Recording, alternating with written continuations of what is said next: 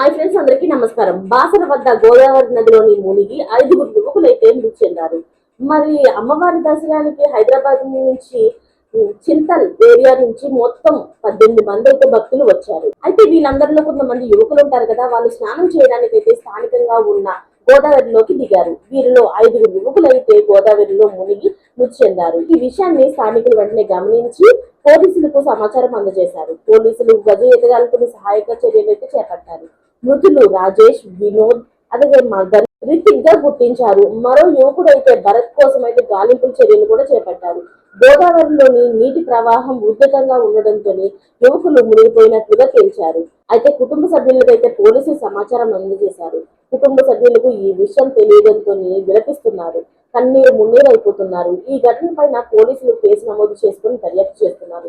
అసలు ఇది ప్రమాదశాత్తు జరిగిందా, ఇంకేమైనా కారణాలు ఉన్నాయా అన్న దానిపైన కూడా విచారణ కొనసాగుతుంది. అందులో 4 అయితే దొరికారు. ఇంకొక అతని భరత్ గురించి అయితే మాత్రం ఇంకా గాలింపు చర్యలు అయితే ముమ్మరం చేస్తున్నారు. చూసారు కదా ఫ్రెండ్స్, ఇలాంటి ప్రమాదకరమైన ప్లేస్లకు వెళ్ళినప్పుడు చాలా జాగ్రత్తగా ఉండండి. మరిన్ని లేటెస్ట్ అప్డేట్స్ కోసం ఛానల్ అయితే సబ్స్క్రైబ్ చేసుకోండి. Thanks for watching friends.